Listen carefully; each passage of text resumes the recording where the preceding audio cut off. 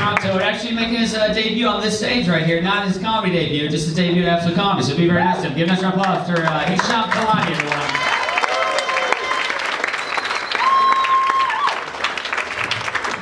Good evening, ladies and gentlemen. My name is Hisham Kelati, and welcome to the ethnic portion of the show.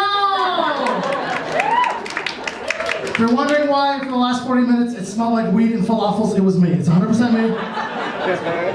Guys, this weekend marks the 58th birthday of my mom. She's turning 58 years old this weekend, and to celebrate, I'm going to tell you my favorite story to tell people, okay? She's an absolute sweetheart. Her favorite TV show is MasterChef Australia. She absolutely loves buying those little, like Swarovski, like crystal, like swans. She has like 15 of them. And she is the zero dark 30 of parents. My mom is the most terrifying person I have ever met. Here's the background first before I tell you the story.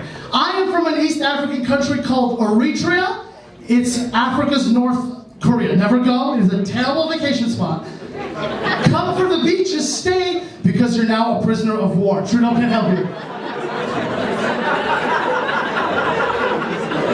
I was very little when I left. I was 5 years old. My mom, she grew up there. And every time when I was little, I asked her about the old country. She was always super vague. I'm like, hey, Ma, what was Eritrea like? It was hot and everyone was nice. No more questions, please. And she would run away. And I was 15 years old. I went to a cousin's wedding, a big Eritrean wedding. It was huge. And I was in line to get food. And I got a tap on my shoulder. And I turn around. And I look up. And it's a 7-foot African man with an eye patch. And he just goes, I am your Uncle General. Like, your name is General? He's like, no, it is my rank. Has your mother ever told you she was a soldier during the war? I was like, no, Mom never tells me anything. She's like, yes, she was my best lieutenant. She was a tank engineer. It was her responsibility to run to the front lines and fix the tanks. I'm like, that's so badass. He's like, yes, badass, very badass. I guess your mother has never told you she has 5 confirmed kills. I was like, huh? He's like, yes, your mother has killed 5 people. I'm like, Mama? My mama? HR manager at a Winners in Ottawa? My mom? Has killed 5 people? How do you know this? And he just goes, because I am the one who ordered her to kill them. And then he laughs this African laugh. All teeth no blinking. And he sees this terrified look on my face, and he just goes, my English is not good. Bad joke, and moonwalks onto the dance floor. I immediately run to my mom. She denies everything. 2 weeks later, this guy sends her a package, and I know, because on the front it says, Uncle General. She opens up, and it's this big picture. He blew it up, and it's a picture of my mom during the war, in her early 20s, her head poking out from a tank, and she's surrounded by what can be best described as the cast of The Wire Africa edition. They all got guns, and they're just waving and smiling to the camera.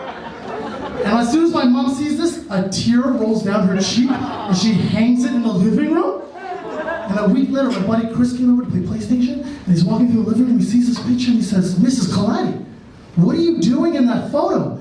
And my mom just goes, African paintball. And then just walks away.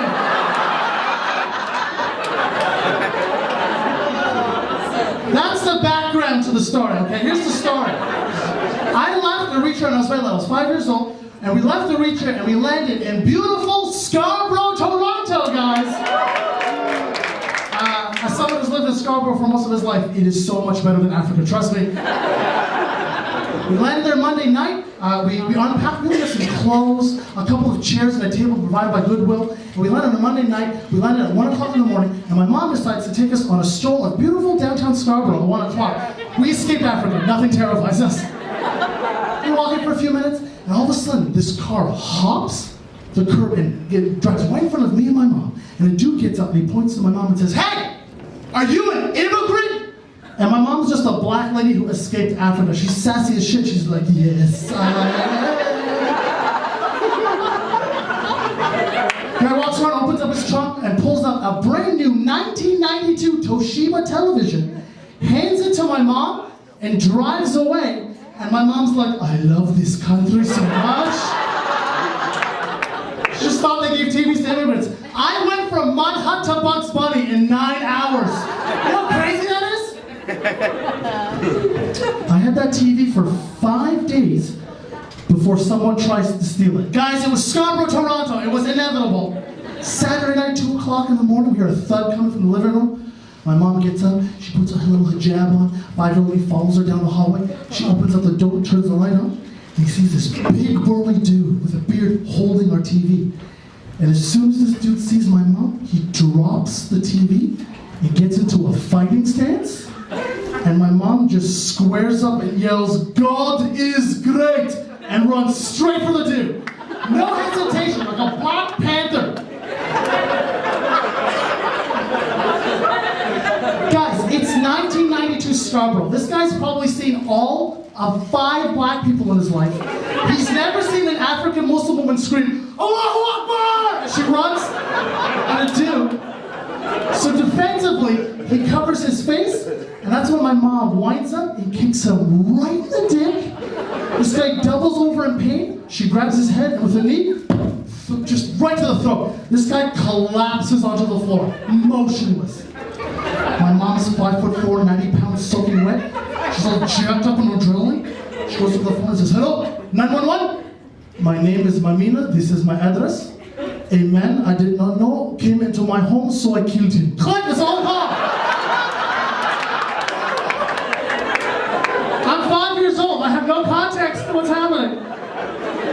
5 minutes later, my apartment is filled with the most amount of police I have ever seen in my life. They come out with guns drawn to see me at the dining room table eating Cheerios. My mom holding a tray of juice for the police officers. And a dead man in the living room who now has a zebra print carpet over him because my mom's like, I have guests coming, and hit the body. EMTs rush over, they check his pulse, one of the women screams, he's not dead, he's not dead! And my mom, still holding the tray of juice, goes, he's not dead? I guess I'm getting too old.